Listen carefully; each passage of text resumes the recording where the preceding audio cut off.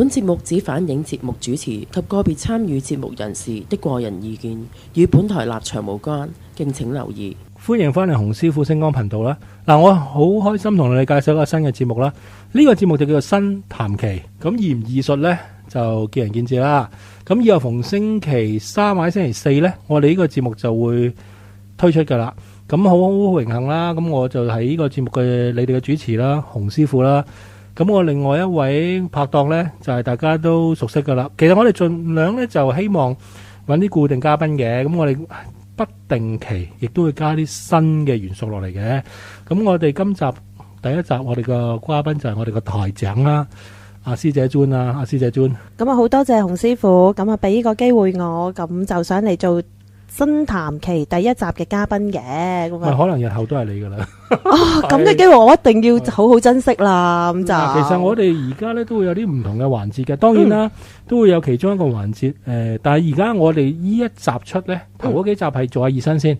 我哋叫試聽版。試聽版即係咩咧？每一集都有少少唔同嘅嘢，例如我哋會有談期趣聞啦，談期檔案啦，當然啦，我哋會有繼續講翻佛牌啦。同埋有機會會講我新嘅個案啦，我會講啲嘅，咁就但係第一集咁啊，梗係唔講咁多啦，同埋都係以往嘅作風就係講啲唔講啲啦，因為咧最近有啲網友話俾我聽咧，我哋啲嘢俾人越抄就越勁。係啊，師傅我都發覺。係啊，無論我哋見客嘅收費啦，甚至咧有啲人咧嗱，我哋唔好開名啊。喺而家都仲開嗰個新春轉運團咯，過咗好耐咯，新春係啊，唔係清明都過咗啦，復活節都完啦，盂蘭節都嚟緊，仲新春，即係你仲喺度 New Spring 嘅啫，係嘛？咪本來咧大家各有各做冇問題嘅，你要抄又唔好抄得咁足啦，好鬼肉酸啦，係嘛？好，我哋唔好講嘅，我哋進入第一個新環節啦，談期趣聞。師傅啊，嗱，第一個環節我就想同大家聽眾咧就講一講個談期趣聞。趣聞即係我哋通常談期趣聞係咩咧？就講一啲城中嘅熱話。最近嘅係啊，咁嗰個禮拜冇發生過，咁啊冇趣聞啦，係咪？成日都有噶嘛。唔係咁，我哋可以攞我哋另外一個紅星，唔係我。我哋阿七哥啲趣聞出嚟講啦，係咪先？都得㗎，其實都好多趣聞嘅，成日七哥。阿七哥見到機仔係仲多趣聞啦，成日喺度致敬嘅，係咪？好啦，嗱，我哋今次第一集談期咧，其實你有啲人就會叫我哋呢個做新談期，係咁有啲人叫做談期二，一二個二，咁我哋呢個節目名就叫做談期二嘅。咁我哋首先推出第一個環節啦，就叫做談期趣聞啦。咁啊，麻煩你啦，師姐尊。好啊，咁啊唔該洪師傅。咁我今集同大家講呢個談期趣聞呢，就其實響5月中到時候發生啦。咁就發生響一個鐵路。係啦，咁啊東鐵嘅，咁我都係睇到一啲上網睇到一段新聞，就話咧幾日前啦，咁有個着白衫嘅男人咧，咁就喺呢個由上水去羅湖呢個鐵路站途中咧，個司機就見到個着白衫嘅男人咧，就喺個路軌嗰度行緊。咁佢見到之後咧，就急停啦，同埋通知翻就月台嗰啲人嘅。咁但係就好似話揾唔到，但係有機會咧，我自己覺得啊，我都有望過呢段新聞，但係未必一定係靈界嘅。我都覺得係有機會佢係有啲避到個位噶嘛，即係好唔知好耐以前唔知喺邊度發生過，有個細路仔跌落去啊嘛。係，但個細路仔係避得過噶嘛。避到去，因為咧其實佢哋鐵路嗰度咧，佢哋而家嘅建築側邊兩邊咧有個位係凹咗入去，個人可以捐咗入去嘅。因為我之前都係當差啦，有啲同事守過鐵路警區嗰啲咧，佢哋都講過，啲人如果真係即係自己睇唔開，做一個跳軌嗰啲，即係唔好做啊！我哋係啦，真係唔建議嘅。咁佢話有時有啲人驚佢真係攝咗入去，佢話真係有見過。唔奇嘅，咁呢個都係當係趣聞一則咁聽啦。係啦，咁你話齋其實唔好話喺東鐵啦，以前而家叫做港鐵啦，係啊，以前我哋叫做地鐵啦，地鐵都鬧得好緊要啦，咩彩虹站啊、油麻地站啊、咩紅衣女鬼啊，好多啦，係啊，好多好多。上環先恐怖嘛，上環就話咩佢有一個路軌係長期唔用噶嘛，係啊，同埋話本身有個出口嘅，但係又封咗唔開嘅，係就係咁樣。咁啊，當然啦，好多嘢咧就係話鬼話連篇咧，就係。大家加啲鹽、加啲油、加啲乜乜乜醬油係嘛？係嘛？咁就會變咗係特別恐怖同得人驚嘅。其實我覺得一樣嘢啦，都係嗰句啦，你行得正企得正，邊有咁多嘢驚啊？周街都係鬼啦。係咯，點解其實啲人成日都要講話着白衫，唔係白就黑噶咯噃？唔係咯，一係就紅。都係嗰句啦。你冇可能，你好少話見到隻靈體就話喂，我着晒板仔褲啊，打晒耳環啊，整個光頭啊，係嘛？跟住着住個背心踢對人字拖出嚟，喲，我係鬼啊，係啦，阿七哥冇噶嘛，係嘛？即係變咗一樣嘢，就係話好多嘢你自己嚇自己嘅。係啦，咁樣咯。咁我諗啦，如果呢個人唔係着白衫，一啲普通嗰啲衫褲嘅咧，啲人亦都唔會咁樣咁諗開去靈異嗰方面。冇人見過一啲鬼咧係裸體噶嘛？冇啊，裸體嗰啲我諗係裸跑嗰啲係黐線，有啲精神病，應該係報警嘅。係，即係變咗一樣嘢就係話，你諗一樣嘢好笑嘅。你有陣時你講嚟講去都係，你永遠都唔會見到有隻鬼走出嚟唔着衫唔着褲嘅，好身材野火咁對住你嘅，身材野火嗰啲應該係。即係我覺得冇可能咯，即係變咗一樣嘢就係話你自己嚇咗自己先嘅啫。嗱咁都係試聽版啦，所有嘢係會短些少啊。咁啊，你哋又唔好再 PM 我啦，因為好多網友 PM 我咧，成日叫我啲節目做長啲啊 ，Mystery 做長啲啊，四人夜話做長啲啊，紅星世界做長啲啊，全部節目都要做長啲。係啦，你搏埋嚟聽啦。咁就會好長，係咪先 ？Sorry， 我哋係意見接受嘅，但係思想照舊嘅。冇錯。好啦，播得長，你哋都唔啱你聽嘅，冇意思。係咯，長你又話悶啦，夾硬做啦。短你又話短啦，咁你想我哋點咧？咁樣。咁好啦，咁啊追唔追問咧？你自己衡量啦。嗱，我哋入下一個環節啦。談奇檔案。好啦，翻嚟我哋第二個環節啦。呢個就叫做談奇檔案啦。咁今次嘅談奇檔案啊，師姐專講啲咩呢？嗱，第一集嘅見面禮啦，咁我哋係香港，我就想講下香港一啲嘅行業。當然啦，香港有好多嘅行業嘅，咁多行係講唔晒嘅。咁我想集中少少講一啲大路啲嘅啦，大路少少啦，同埋可能同我以前嘅工作有少少關係嘅職業啦，好唔好啊，師傅？好啊，好啊。咁啊嗱，首先第一個講就係話一啲髮型屋，即係嗰啲行內禁忌係嘛？係啦，行內嘅禁忌或者佢哋有啲咩嘅忌諱啦咁樣嘅。咁其實太多啦，咁我想集中講少少嘅啫。咁講一講髮型屋啦，髮型屋咧大家都知啦，有好多鏡噶嘛，嚇。咁就話呢啲鏡咧就唔可以，即係傳統以嚟鏡對於中國人嚟講話一啲不祥之物。就咁樣講嘅，係啦，咁就話呢啲鏡呢就唔可以打爛，如果唔小心呢，就嗰一年呢就行衰運，就冇運行嘅。但係有啲人傳說就唔知咩衰7年衰9年噶嘛，其實我就唔 buy 呢樣嘢。咁最近有個客問我噶，師傅啊，點解我好似越嚟越黑嘅？我係咪打爛咗塊鏡呢？佢冇洗面啊。其實我啊覺得一樣嘢就係嘥氣啦。哦，佢都係做髮型屋嘅。佢又反而唔係做髮型屋咯。但係其實老一輩人會聽過呢個傳說嘅，千祈唔好打爛塊鏡啊！打人髮鏡唔知係衰7年定9年，好誇張噶。跟住我就話冇可能嘅。咁你有陣時你咪見嗰啲裝修嘅，係啊，佢咪打爛晒所有嘢嘅，一定剝爛晒係嘛？係咯。佢咪哇？你諗下，佢打爛一塊唔，佢如果拆一間髮型屋，咁一塊鏡我唔好當9年啦，7年啦，衰一世。咁你打10塊嘅70年，其他20塊嘅140年，咁你到釘蓋嗰日都唔多好嘅，幾世噶咯，係咪咯？所以呢樣嘢係 no。打交叉唔成立，我唔成立。繼續。咁另外咧，佢仲有一個忌諱嘅，咁就話咧，收鋪嘅時候咧，就一定要將啲毛巾咧冚好晒佢嘅，冚好晒佢，即係嗰度遮住晒啲鏡。即係等一啲譬如因為有啲人咧就覺得咧髮型屋咧就係一啲比較係偏門嘅行業，又偏門，係啦，樣樣都偏門。咁啊偏門嘅行業，咁如果你遮咗啲，即係夜晚走嗰個時候咧，你啲毛巾冚住咧，咁就話免咗一啲靈界嘅朋友入去，即係唔會招惹到一啲靈界嘅朋友入去咯。咁講真啦，咁你個髮型屋個神台唔使拜關帝啦，擺塊毛巾上去拜咪得咯。邊有可能？冇可能係冇唔成立嘅，冚住你自己塊面就差唔多，係嘛？咁呢個就係少少髮型屋嘅禁忌。我哋係一路拆解嘅，盡量去拆解嘅，呢樣係唔成立嘅。咁另外係啦，講一樣啦。咁啊，第二個行業咧就係講嘅空姐或者空中少爺，我哋所講嘅或者籠統啲講就空中服務員啦，咁樣就話咧以前嘅做空中服務員咧，佢哋屋企一定要養隻龜嘅。哦，龜嘅意思點解咧？其實就話係有寓意係歸來嘅意思嘅。咁就話因為佢哋通常都要飛外地噶嘛，周圍飛噶嘛。咁如果佢哋屋企養隻龜咧，咁就可以話即係代表佢哋可以安全翻嚟咯，咁免嚇死異鄉呢一樣嘢咁咯。呢個我都有聽過嘅。咁其實我覺得啊，第一樣嘢啦，如果你做咗心安理得嘅，我覺得 OK 嘅。嗱，呢個我係真係有聽過。咁你話係啦，會唔會係迷信呢？咁我覺得咁養隻龜係無傷大雅嘅，第一係點住下啦。咁記得你唔好飛得太長途喎。如果唔係，你未翻屋企隻龜就釘咗噶咯。咁嗰時都唔知係邊個龜啦。即係要留意呢樣嘢咯。其實我覺得做咗心安理得，我覺得冇所謂嘅，呢啲好小事啫。咁另外而家第三呢個行業就講係都係同一啲空姐有關，就係導遊，即係大家都旅遊業啦，導遊咁就話知啦。導遊咧好多時就係話同啲團友啊，最多時間喺埋一齊係咩咧？搭車。冇錯，咁搭車好多時上面唱歌啊，講下當地嗰個國家一啲嘅文化咁樣。唱歌真係難頂咁樣。最近師傅上網聽咗一首歌咧，泰文嘅，好好少個機會俾你聽。我有聽到啊，聽到咁係咁講粗口噶嘛。係啦，好似粗口噶嘛。係啦，咁其實佢係抖心讀歪音嘅。係啦，網友自己 search 下啦咁。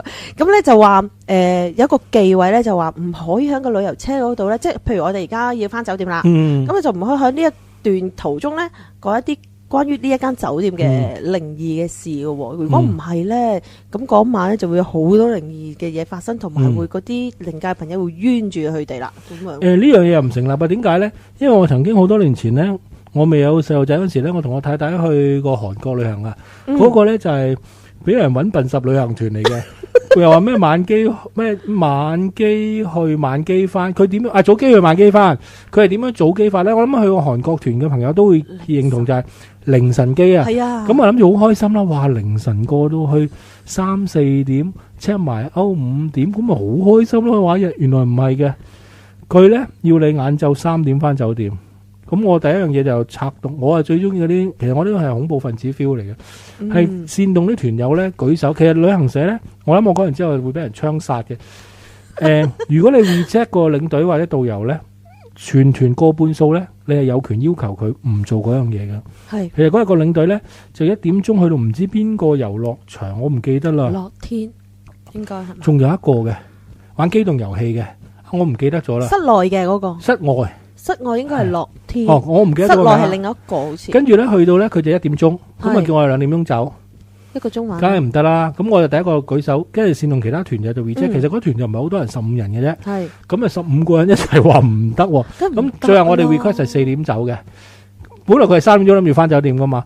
跟住嗰個韓國導遊小姐咧，係沿途講我哋嚟緊間酒店有幾猛鬼。咁有冇嘢發生啊？冇啊！嗰晚冇嘅，冇，師傅梗係冇嘛。咁唔係隔離啲團友都冇事，冇。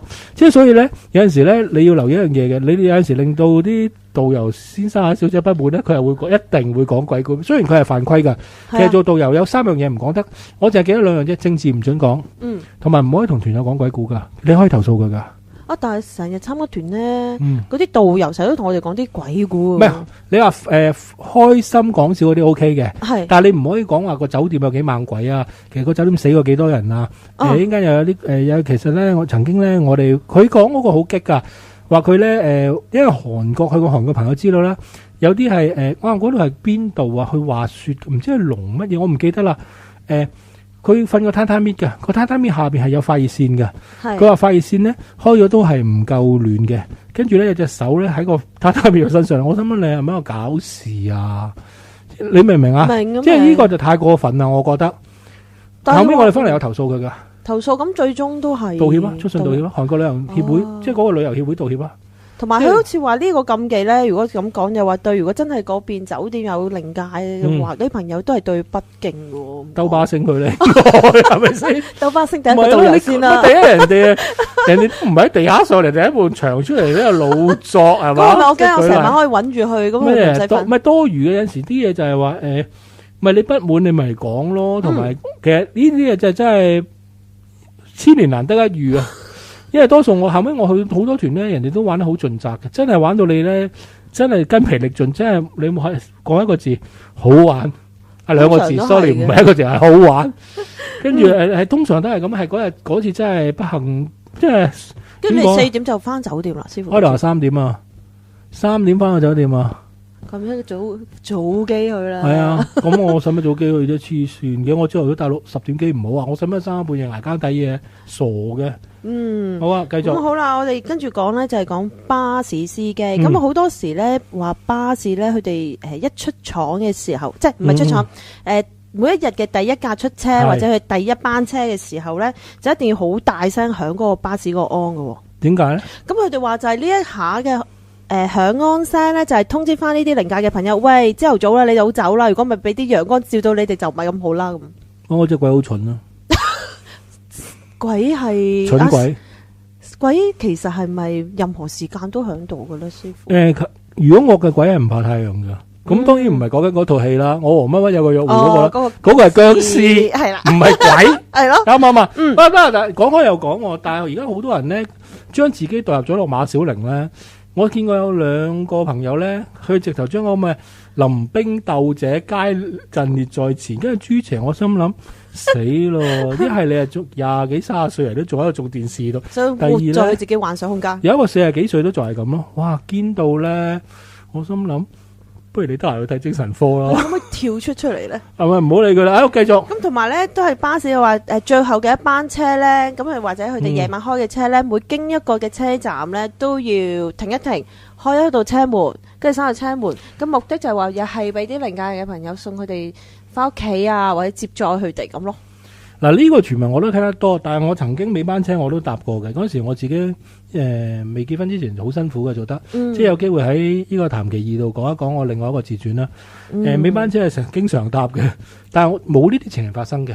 嗱，我都搭過尾班車，我又冇喎。即係以前我做嗰份工啦，好多時都即係要追車嘅，咁都係成日都要搭尾班車。我又真係好似師傅咁講，唔覺有咯。我唔覺有，但係我聽嗰個傳聞就好恐怖咯，就係話有一個外籍嘅乘客咧，係搭尾班車咧，搭下咧，衝去同個車長講啊，即係揸車個的士大哥講，唔係 sorry， 司機大哥講，跟住話咧，做咩你唔開門啊？你見唔到有一個女人同一個細路仔喺度猛撳鐘咩？跟住嗰位巴士大哥咧就話唔好玩啦，你喺邊度見到？幾驚㗎！你唔好話，如果個巴士跟住個男人就佢話個外籍人士，跟住就面都青晒，坐咗度唔敢出聲。喂，正常唔好話啦。佢未到站㗎。當佢惡作劇啦，係你突然間有條咁嘅友走入嚟，當你嗰陣時做警察啦，突然間有個人話俾你聽啦，例如你同佢落口供咁啦，咩前面有個人，你點解我點可以坐喺度？佢坐喺度，我睇你驚唔驚？我第一時間鬧死佢先，點解唔可以俾佢知道我驚噶嘛？第一時間鬧你做乜啊咁樣啦，大聲啲鬧佢。所以呢啲嘢時咧，你突然間有條咁嘅人同你講嘢咧。你都唔知係堅定流咧，你一定驚，正常人一定驚啊！除非嗰個係七哥同你講，你梗係唔驚啦。七哥講我真係當笑話嘅啫。咪咯，雖然傻嘅人係唔值得信嘅。好，繼續。咁跟住咧就講咧就係都係司機啊，的士司機嘅。咁就話以前嘅的士司機咧就唔中意去一啲地方係啲掘頭巷嘅。寓意就係話冇得即有出冇入啊。咁樣咯，我覺得冇可能。係啦，掘頭巷，我會遇到一啲，我驚，我成日覺得的士司機遇到啲醉酒咧，爛醉如泥咧，到站收唔到錢嗰啲，佢就驚。我掘頭巷，你驚佢俾佢老笠好過啦，驚鬼。唔係咯，掘頭巷邊有咁多嘢走得晒氣啊？就係咁樣咯，同埋咧就話有個禁忌嘅，咁即係佢哋而家都照去，因為揾食艱難啦，咁啊照去，寧願揾多啲錢咁樣咯，同埋。好似講話佢哋如果去掘頭巷嘅話咧，佢哋盡量都要拗嗰啲乘客多少少 tips。咁我覺得呢個傳聞，因為我覺得佢哋嗰個90%嘅，如果要去呢啲地方以上嘅的士大佬咧，都係好好人嘅。我諗而家即係你話冇啦，冇咁誇張嘅，呢啲即係意外傳訛啫。我又唔相信即係的士大佬去到咁差咯。佢使乜拗你？我又唔覺得佢會拗你 tips 咯。就係有啲就係話，我搭咗咁多年的士咧，90%以上係 OK 嘅，好人嘅。咁你話有冇害群之馬咧？成日搭的唔係，因為我係有啲潔癖啊。因為最近病得緊要，我係好怕，即係你知有啲人咧講開又講少少啦，咳咧你揞住個嘴 OK 嘅，有啲係兜口兜面對住你咳嘅。係啊，尤其是對我上次搭個巴士嗰人咪其實又唔係咳嘅，喺度講電話就喺度噴咯。佢撩你啫。唔係啊，講緊個電話。佢係咪挑引你啊？我就係挑引佢嘅。我真係掘住佢啊，佢先至收。佢係咪知道你係44寸嘅長腿趙師姐，所以佢我成日幻想中我有噶，師傅。咁啊，膊頭墮落嚟一定有噶。有超過嘅，超過一定超過。一定超過。哇！七哥你喺度做咩啫？阿琪而家七哥係幫我哋推緊咪嘅，係啊，而家七哥有冇笑？你而唔係啦家妒忌我啊笑咩啫？你你未見睇，過44寸啊？你係咪睇唔起我先？你都34寸嘅長台，邊度度咯？七哥，你咪睇唔起我啊？哦，唔係，唔係七哥唔會，七哥唔會，七哥乖仔嚟嘅，係啊，係啊，做啲好繼續。咁好啦，跟住講呢個職業咧，就係一啲裝修嘅行業，就係搭棚嗰啲啊。嗯，咁就話啲搭棚工人咧，好多時佢哋如果要即係嗰啲係啲竹嚟噶嘛，咁佢哋話如果嗰啲竹咧有分新舊，每一次佢哋開工要用嗰啲竹棚去咧，就一定要拜一日一夜先得嘅。呢個我反而唔係好知。係啊，即係佢哋嗰行嗰個忌諱就一定要咁拜咯。如果唔咁拜咧，就會好易有意外咯。聽傳聞就有講過嘅，其實唔係話喺做搭棚師傅啊，好多室內裝修嗰啲師傅都係㗎。入到去佢第一樣嘢咧，咁除非佢係唔同嘅外國嘅宗教啦，多數都會上一炷香㗎。喺個單位入面係但求心，咁你又唔會話咩同你拜晒四角啊，無啦啦有個燒衣就冇咁誇張，佢會上一炷清香，即係但求心安，你都開工順利啫。咁呢個我只係可能一個中國人嘅習慣同傳統啫。呢個尊重係啦，即係叫做入屋嘅叫人，入廟啊拜神，即係咁 say 個 hello啫，啱嘅。咁啊，跟住講呢一個咧，就係講話做一啲廚房、一啲大廚嘅師傅啦，係啦。咁就話咧，佢哋通常一開檔第一個炒嘅餸咧，就唔可以要炒粉麵飯嗰啲啊，寓意點解咧？就係話炒生就意思俾人哋炒魷魚。唔係，咁一定要做啲蒸飯噶喎。咁咧就話蒸飯代表咩啊？蒸蒸日上咁樣咯。喂，呢個要問成哥啦，呢個我唔清楚。等我得閒問下我。成哥係邊位嚟嘅咧？成哥係我哋其中一個忠誠嘅網友嘅，佢係一個大廚嚟。我哋其實我哋好多大廚嘅，有阿梁生啊，好多嘅西廚乜廚，我哋都有呢啲網友嘅。咦？問下佢先。係啊，得閒我 PM 啊，佢哋問一問先。蒸蒸日上，咁不如整點心啦，喺度老點你。係咯，就話唔可以嘅，因為咁樣咧就會嗰日咧俾人炒魷魚咁樣。我又唔信啦，炒咗之後咪叫個老細自己落嚟煮咯。我又唔信呢啲。如果個老細自己係廚師，咁咪自己執鋪。唔係得佢一個咯。咁你唔使執婆啊，你要執馬噶嘛，係咪先？唔係啊，我覺得冇可能。繼續。咁跟住之後咧就講騎師啦。咁話騎師嗰度咧，佢哋着咗嗰套騎馬嘅裝束之後咧，就唔可以將個對靴咧掛喺度，寓意即係掛靴即係係啊收工啦，冇得再落馬場咯。就話曾經之前好耐有一個好著名嘅騎師試過唔信邪啊咁樣做，咁啊終於都係墮馬，咁啊從此結束咗佢嗰個騎馬生涯。呢個反而唔出奇，因為嗰陣時我聽過有個傳說就係話。有啲我唔知係咪嗱，同你求證啊，阿師姐尊。有啲人話做交通部嗰邊咧，佢咪有對白袖嘅？哦，係啊。相傳啊，係拜關帝嗰時就一定要除咗個白袖嘅，係咪咁嘅咧？嗱，我聽就聽翻嚟啦。咁我冇去過差館去望見交通部嗰啲阿 Sir 或者咩特有冇做呢個動作啦？我又冇見到嗱，師傅其實咁樣嘅交通部我就冇見過有人攬住嗰對白就去拜個關公嘅。咁但係有時佢哋出去做嘢或者點翻嚟好急講咧，其實嗰個白就係攬咗成日噶。其實我覺得呢樣嘢又行唔通咯。即係正如我係啦，正如即係稍後我哋講一啲警察一啲忌諱，哎呀，成日透露咗添。一啲忌諱啦，都有講啦。哎呀，唔使死，唔使死。唔係你以前前警員係啦，即係前唔係啊，即係我一陣講個行業就話武輝都話可以辟邪啦。即係咩啊？即係警嗰個武輝啊。嗰個係吹水嘅。咁其實我又覺得白就我冇聽過一啲交通嘅同事講過，我甚至乎都見過佢哋係有嘅，有帶住個白就。都上香嘅，你有上香。因為嗰陣時話如果戴住白袖就即係寓意會有同事殉職咁解啊嘛。咁我覺得冇可能啫，即係等於又係揾笨嘅。如果你憎嗰個阿 Sir 咧，咁你實有對頭噶嘛。咁咪一路上香攬樹白就係咁噏阿 Sir 個名咯。咁阿 Sir 咪搞掂。阿師傅，我想係咪先？有少少咁嗰個交通警嗰個阿 Sir 着白恤衫，咁係咪唔拜得關帝？我又覺得唔係呢個係以訛傳訛，所以有時咧。坊間嘅傳聞咧就不能盡信嘅。係啊，咁我又唔見到有啲師兄話要一定戴嗰時要除咗個白就有冇，就咁冇。好，咁就冇啦。呢個講咗，咁跟住之後咧就講呢個搬運工人，好似話佢哋咧就如果佢哋食飯咧食完之後咧就唔可以將呢啲碟咧就層層疊咁樣嘅。我又冇見過喎，嗰陣時我搬運工人，我哋搬屋通常搬即係食完飯一兩日嘅，咁我哋就我好識做嘅，請埋佢哋食飯嘅，咁就冇碟嘅，但係個飯盒俾佢，其實食完佢都抌噶啦。係啦，咁佢就話咧即係有啲會坐喺度食噶嘛，咁樣係咁就話唔可以食完之後咧就層層疊上去，點解咧？就話點解係？會一啲貨物咧會俾啲貨物砸親或者會有意外咯。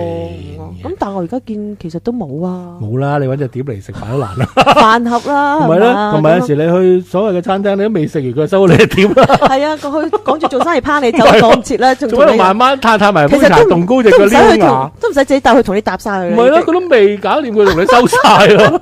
咁跟住之後講呢個咧就講話救生員嘅，咁呢個我又覺得幾趣致。嗯，咁就話啲救生員如果救一啲遇到意外嘅啲朋友咧，佢就會喺佢耳邊同佢講啦：喂，你起身啦，你起身啦，快啲醒啦咁樣咯。咁啊點解咧？就話遇溺就有水鬼呢樣嘢嘅係，咁就話佢扯咗落去。咁啊咁樣做法咧，就希望啲水鬼聽到之後咧走，咁個人咧就救得翻，就係咁咯。呢個可能要問翻嗰啲啦。咁救生員朋友先知啦。但係你話相傳有冇呢個？呢個亦都唔係咁出奇嘅事，即係有啲人抌西瓜落海啫嘛。到而家都有人咁做噶。咁你話個西瓜點解會咁？其實我哋解釋過噶啦。係咁有機會再講嚟。我聽過就係話快啲叫報警嘅啫，我一定要報警係啦！你自己咁我仲有慢慢抌西瓜，應該當你殺咗佢添。係啦，咁跟住嚟緊講呢個咧，就係講出海嗰啲漁民啊，咁咧就話咧，佢哋信天后噶嘛，咁佢哋嗰啲船咧，會船尾咧要擺一把竹嘅掃，好似掃把喺板度。點解咧？就話出海嘅時候咧，就或者夜晚啦收船翻嚟咧，就趕走嗰啲靈界嘅朋友嘅，唔使去上船。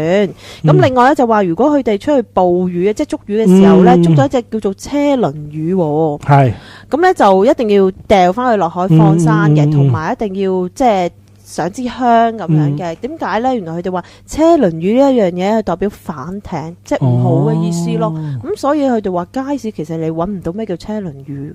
喂，呢個捉掃把我聽過，車輪魚都好似略略。我唔敢肯定係咪呢條魚，但係呢個民間習俗係唔出奇嘅，呢個係可以成立嘅，係。係咯，因為漁民都比較信呢一啲嘢嘅。正常嘅。同埋講下戲院啦，咁樣就話戲院如果播一套新戲嘅時候咧，佢一定係第一場係唔係俾人睇嘅，係俾一啲靈界嘅朋友睇嘅。咁我覺得冇可能啦。咩咁試映禮咁，除非你話喂試映禮啊嗰啲唔係第一場啫。咁你咁呢鹹片你播俾邊個睇啊？同埋佢哋話相傳以前有七哥，播你一講鹹片，播俾你睇好唔好啊？你一個觀眾啊，好唔好？咁同埋話，好似以前東城戲院曾經話全院滿座，就係即係都係因為咁嘅意思喎。呢個就唔出奇嘅，東城戲院啊講到爛㗎啦。即係你話齋，有機會我哋做一個專題嚟講東城戲院啦。好，放心啦，個期票啊不停開，都唔會對。我 mark 低咗㗎啦，師傅。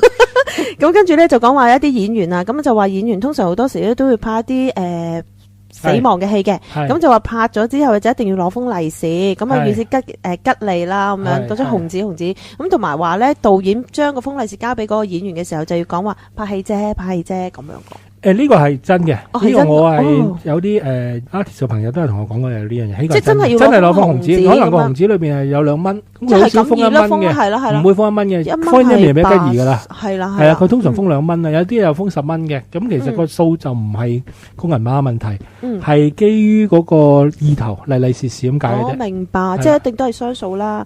咁另外就講話一啲戲班嗰啲咧，咁好多時以前做粵劇嗰啲戲班咧，佢哋紮頭咧就一塊黑色嘅布，佢哋所講嘅叫網巾啦，咁樣，咁就話呢塊網巾咧就唔可以洗嘅，咁啊洗咗之後咧就話對佢哋嘅演出咧係不順利嘅，同埋係褻瀆神靈嗰個咁嘅意思咯。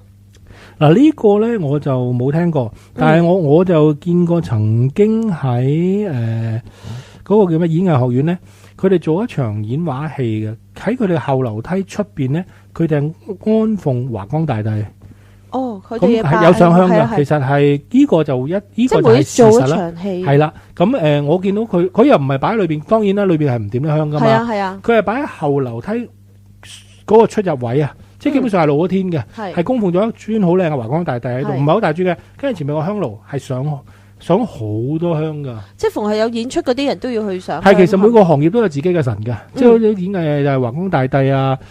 三行就老班先師啊，其實我哋慢慢會講啲嘅，咁啲試聽版我哋就係話都講咗好多啦，繼續。係啦，咁啊正如師傅講啦，真係都有一個忌諱就係話開戲前都一定要拜神，都係一定有咁講。係啊，咁另外就話咧，佢哋嗰啲衣箱咧就唔可以坐上去或者瞓喺度咯喎。係就話尤其是一啲女性咧，更加係非常之避忌嘅。呢個就係以前嗰個對女人有啲誤會咯。其實我覺得冇問題嘅。佢哋話會即係會如果啲女性咁樣坐咗上去啦，咁就會成個戲班就可能有機會解散啊，或者一啲演出唔成功咁樣咯。我覺得冇可能咯，即係得罪講句，我哋最偉大嘅媽媽都係女人啦。其實冇嘅，係以前嘅習俗，而家應該唔會噶啦，社會文明咗噶啦。咁跟住就係講話麻雀館啦，咁就話麻雀館開嘅鋪位咧就唔可以對正米鋪嘅咁樣，因為以前米鋪咧唔會係一包包米噶嘛，係倒落去個米嗰個米箱度，咁倒米咧，咁對佢哋嚟講就唔吉利咯，呢個諧音。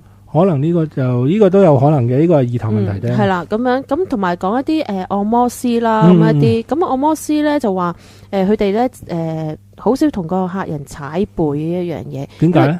因為嗱，佢哋按摩師就因為多數係女性啦，女性如果做呢一行佢比較偏，佢哋通常都會信觀音嘅。係啦，咁就話有啲客人咧，如果佢哋紋身喺個背脊度咧，佢盡量都唔做，因為始終佢哋自己信觀音噶嘛。如果踩咗上去，咪即係好似褻瀆咗嗰個。即係你意思係嗰個有紋身嗰位朋友，佢係紋咗啲神像啊？意思係嘛？係啦，紋身佢哋係唔會做呢一啲。呢個唔出奇嘅，呢個唔出奇嘅。咁佢哋話覺得係不敬咯，因為自己信觀音。呢個唔出奇嘅。咁樣嘅。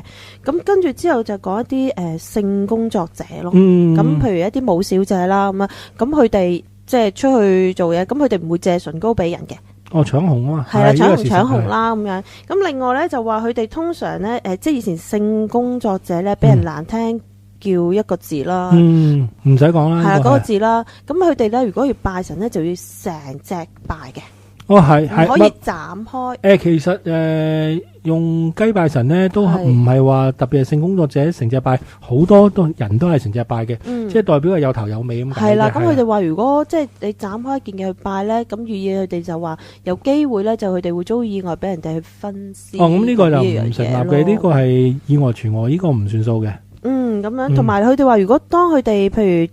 第一日咪第一日每一日嘅第一單生意，如果第一個客人對佢哋做咗一啲譬如對佢哋做一啲好粗魯嘅行為啦，或者打佢哋啦，咁佢通常咧成日都唔做噶咯，即係寧願 close 咗成日嘅生意都唔做，因為點解？因為一開頭已經俾人打，咁嚟緊啲客咧就唔會好咯。不如其實正路你我又唔覺得唔係啦，即係你俾人打你可能受傷啦，同埋你始終影響到個心情噶嘛，同埋始終呢啲都係真嘅明買明賣，咁你喐手打人，其實正路去報警啦。係啊，咁所以佢哋就覺得就係咁咯。咁另外好啦，咁啊講護士啦，咁好似話護士咧好避嘅一樣嘢，就喺啲病人嘅床前裏面咧除嗰個護士帽啊。但係我又而家好多護士好似冇戴帽喎，我見到啲護士而家都唔戴帽。唔係我見過啲係戴帽嘅。護士長就戴咯。唔緊要先，但係我又好少見護士無啦啦會除咗頂帽喎，除非你話吹甩就會。因為我見到佢有頭頸夾住㗎嘛，佢哋都好專業。咁你點解會咁講咧？就話如果除帽就係寓意，即係有少少好似除呢個喪服喺人面前除校服，除喪服，即係會唔會誇張咗啲呢個？係啦，就係咁樣講啦。不過唔緊要，我哋照分享啦。同埋好似話咧，一啲護士咧唔可以咧去面對一啲臨近將去世嘅人嘅，因為咧點解咧就話會攝咗佢入去㗎喎。即係望住佢反白眼嗰下，即係可能離世嗰下咯。冇可能嘅，我覺得護士基本上一個神聖嘅行業，同醫護人員都係咧，醫生都係乜嘢都要面對啦。同埋你好似警察、消防員都係咁，你見幾多即係已故嘅人啊？咁你邊有咁多嘢避忌嘅啫？冇嘅，呢個只係有少少，我覺得佢哋自己越講越誇張，做得呢行嘅人唔會驚呢啲，呢係神聖工作嚟噶嘛。咁好啦，講埋呢個消防啦。咁消防咧，其實咧就有少少同警察一樣嘅。咁我就話過年嗰時咧就唔可以貼生意興隆呢個徽章嘅，寓意即係好多嘢做啦。咁我以前咧當阿七哥，你真噶？以前當差唔可以貼貨如輪轉啊，一本萬利，生意興隆，俾人打死嘅。過年同你開年，咁正常嘅。係啊，咁樣係嘅。咁另外咧就話如果佢哋你嗰行阿七哥，你嗰行都唔可以攝長攝長有啊，係嘛？咁另外咧就話如果消防局佢哋你可以貼花開富貴嘅，咁睇下邊度嘅？邊度富貴？花開你睇下邊度啫？你睇邊著花俾人哋打開啊？咁就話咧如果消防局接到一啲 case 咧，就唔可以講話出車嘅，係就一定要講去車，去車。點解咧？出車佢哋喺佢哋行內咧就叫出殯。哦，係啦，咁就唔可以咁講嘅。哦，呢啲字眼上嘅忌諱係有可能嘅。係啦，咁樣佢哋好忌諱呢一樣嘢咧。佢好似話嗱，我曾經聽過一個消防講過，話真係唔知道新仔嗰陣時咧，唔知道出車哇，俾人一巴扯過，咁大鑊，真㗎，真係一巴扯埋去。我話咁你點？佢話真係想鬧，但係因為新仔又唔出聲，跟住問翻啲師傅。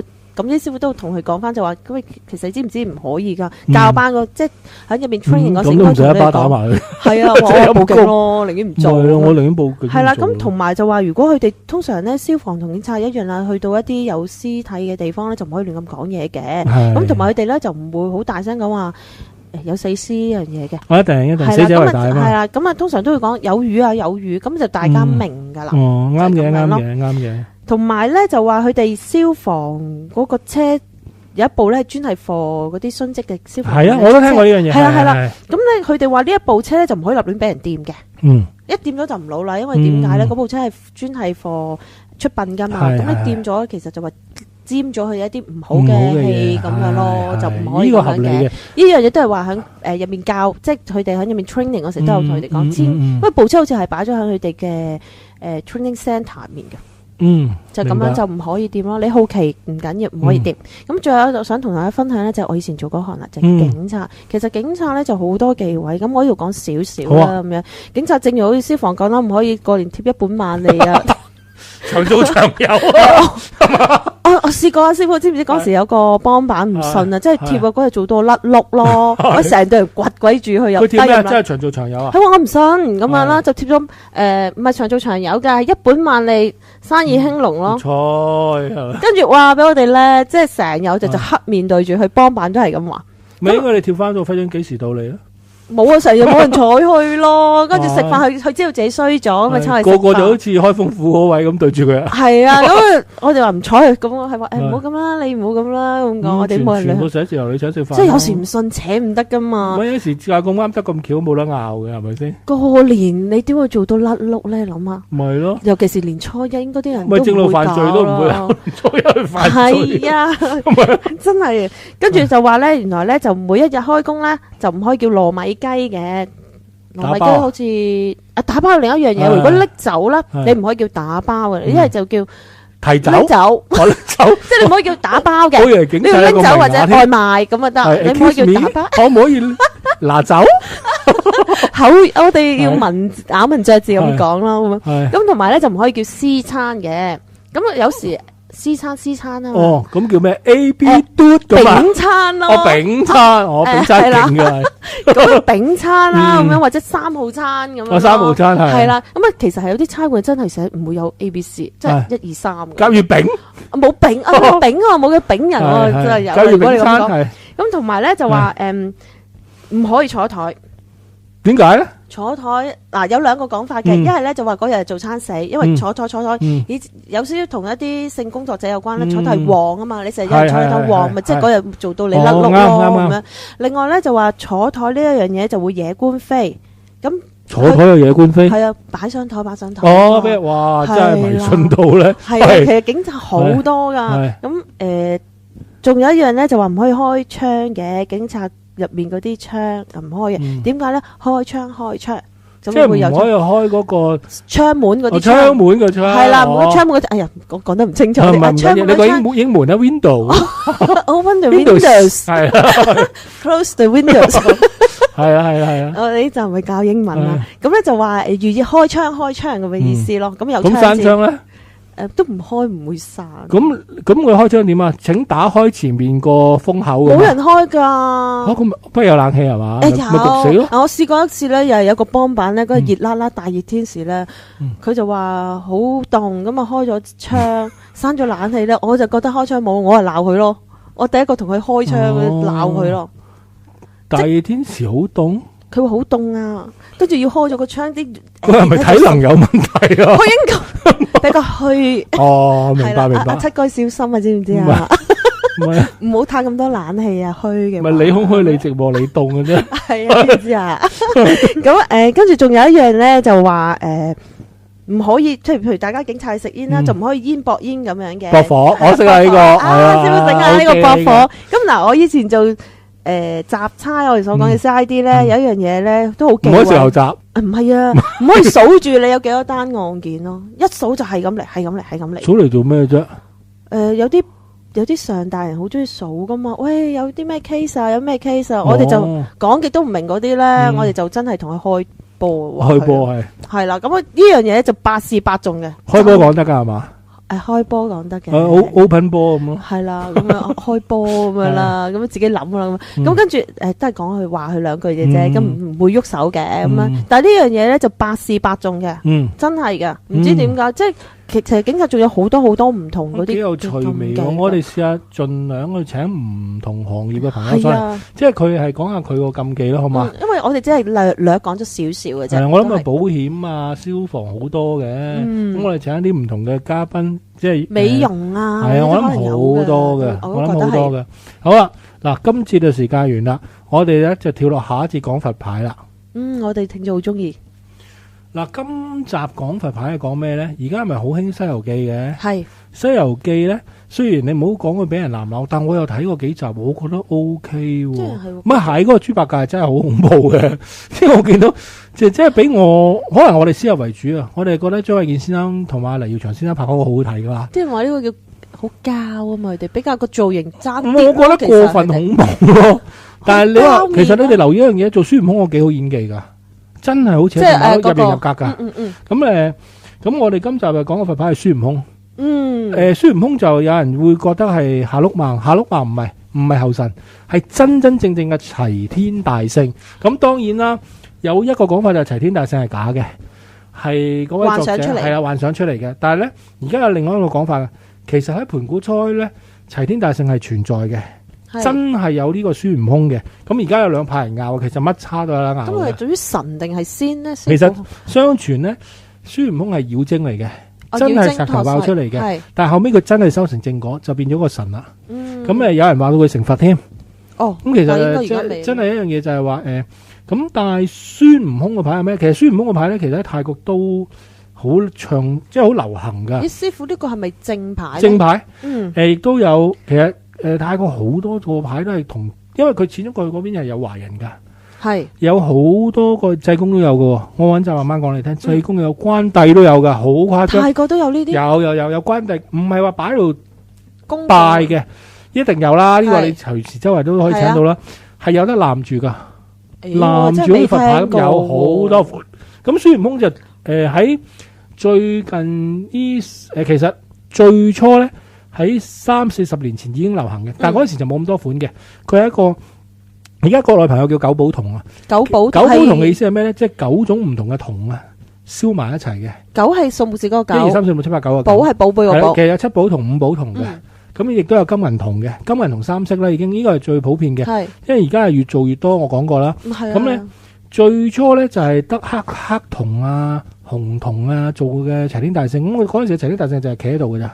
企喺度，即係好似而家你見到，即係騰雲駕霧嗰個企住跟斗雲嗰個最基本嗰個造型。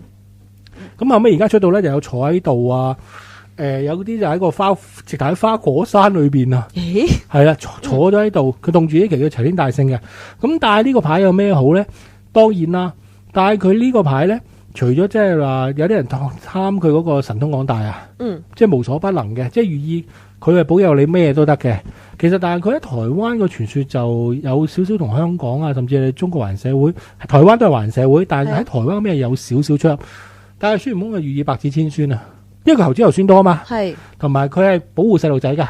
因為孫悟空咧，如果你睇嗰個經典記載咧，佢係中意馬，同埋好中意細路仔，即係嗰啲猴子頭孫咧，即係佢係保佑你啊，即係保護你啊。所以喺台灣人咧拜孫悟空，即係希望個細路仔快高長大，身壯力健。但係仲有個寓意就係希望大咗之後咧，你同埋孫悟空係陪住唐三藏，係經過33難99劫噶嘛。係即係寓意你所有嘅危難同劫數啊，都係會最後迎刃而解嘅。所以但係孫悟空呢個牌咧，係其實泰國都好流行。咁當然啦，你話會唔會比聳笛嗰啲流行咧？咁一定冇咁犀利。但係亦都好多人戴嘅。同埋佢而家個法相係好多有七彩啊，有金色、有黑色、有銀色，仲有嗰個古銅色好多嘅，有好大座喺度拜嘅又有，攬住喺身嘅都有嘅。哦，咦，師傅啊，咁呢一個孫悟空呢一個佛牌咧，其實係譬如做邊一個行業佢可以適合戴，又或者一啲父母佢哋可唔可以請呢一個牌俾佢嘅小朋友戴可以嘅，嘅咧？可以嘅，可以即係都可以嘅喎。即係其實俾細路仔戴，保佑佢讀書聰明伶俐啊，係身體健康啊。咁你話喺邊行做咧？以前啊，多數係律師啊，哦，神通廣大啊嘛係啊係啊係啊，無所不能啊嘛。嗯咁就埋佢係機靈同埋聰敏啊，嗯，同埋佢係最後都係修成正果噶嘛。唔係話律師唔修成正果，即係代表你係最後得到勝利啊。哦咁樣嘅，咁譬如以前警察嘅，即係我以前其實都可以嘅，多數即係冇話邊行唔啱戴嘅。但係有咩禁忌嘅咧？呢咁嘅一個因為佢正牌嚟噶嘛，都係嗰都係嗰啲啲完全係唔可以行房啊，唔可以食毒啊，唔可以飲酒啊，講粗口啊。嗯其實正路有啲人話唔係啊嘛，咁你幾可聽到和尚一入去第一句係真係問候你嘅，係啊，冇可能噶嘛。嗯，但係佢啲人唔講唔代表佢可以做啊嘛。明白係，啦。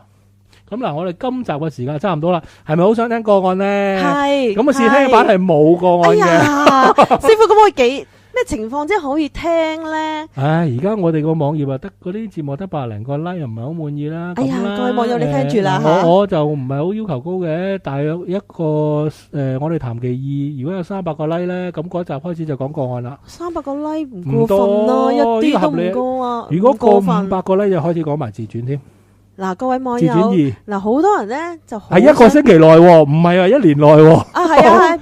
係我哋個節目出咗係一個禮拜講呢。一個呢一個節目嚇，嗱，我哋係節目係逢每集計，星期3或者星期4出嘅。係啦，咁如果例如我當今個禮拜3出咗啦，到係下個禮拜3第二集出之前咧，夠300個 like 嘅，就開始講個案啦。如果夠500個 like 嘅，就開始講埋自傳二啦。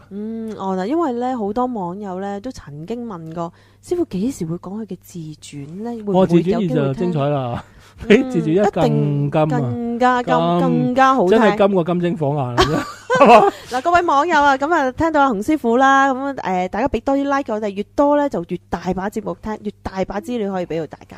嗱，咁其實嗱，我哋今集雖然係試聽版啦，都成差唔多40分鐘噶啦。咁我哋超越晒其他我哋節目噶啦。咁唔好再 PM 我叫我做長啲節目啦嚇。我就咁其實我哋個台互動嘅，係啊，咁你哋多啲 like，我哋咪講多啲咯。哦咁我係啊嗱，今集時間差唔多啦，好多謝師姐尊上嚟啦。啊冇客氣，多其實咧謝洪師傅俾個機會我，我都好中意同師姐尊合作嘅。多謝因多謝師傅。為咁啊，我哋試下揾一集揾阿七哥上嚟啦。好喎我就好啊，嗰集一定冇 like，收視破新低。師傅咁係嘛，如果嗰集冇 like，我哋講唔講自傳或者唔係㗎，嗰集我哋個案㗎講嗰啲七仔個案咯。七哥自述啊，自傳。係哦，嗱，師傅自傳就乜冇啦，頭乜相咯。我就有七哥自傳啦。喂，咁多謝大家收聽啦，記得俾多啲 like 啦。今集時間到啦，拜拜。拜拜。如果對本節目有任何意見，歡迎電郵到洪師傅星光頻道，電郵地址係 master 熊仔@yahoo.com.hk